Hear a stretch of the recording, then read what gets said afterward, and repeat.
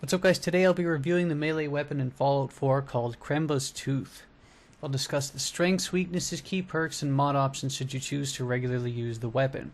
To get it, you're going to have to head to the quarry called Dunwick Boars and follow a long journey all the way to the bottom of a secret cavern. It will be on the altar. Take off your power armor before you head down there, or it'll stay there as a testament to your hilarious mistake. In terms of weapon base damage, it starts with a base damage of 28, plus 3 poison damage per second or so, as well as 25 bleed damage per strike, and the bleeding serves to stack. It has a melee range of medium, or a melee rate of medium, and a weight of 2 pounds, so it's manageable. You can keep it in your inventory even if you have a couple other pieces of melee gear. In terms of strengths, though it isn't a weapon I'd highly suggest targeting earlier in the game, and it's not because the weapon would be bad, it's because the enemies in the quarry are significant threats. They're tough, so if you immediately start a game and then head over to the quarry, I mean, good luck. You ain't getting out of there alive. But you can still get it relatively early in the game, and it does do extremely well against humans and non-heavily armored enemies, even if you aren't focusing on a melee build. The medium melee rate gives it a good balance in terms of damage output. It serves to stack bleeding damage quite well as well, in addition to the poison. It's very, very well suited for a melee sneak build because of the stacking bleeding and additional poison damage.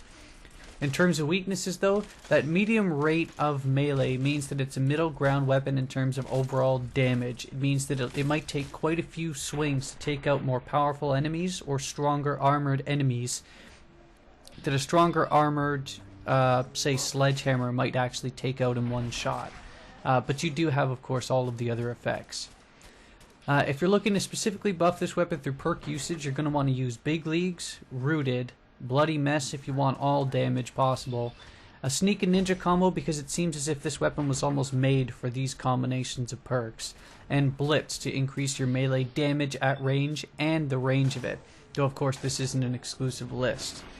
In terms of mods, if you're invested in the blacksmith perks and have the materials to do so, I would leave the weapon as is because it offers both poison damage and bleeding damage as is.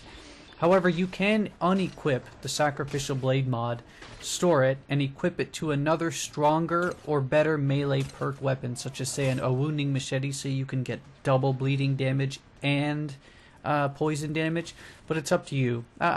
This melee weapon serves quite well with the right build. So leading right into that, overall it's a unique and fun weapon to use, so if you're not looking for a min-max build, I'd highly advise picking this weapon up.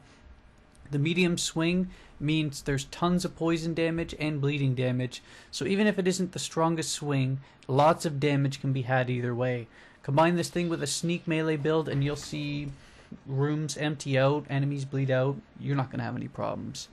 See you later.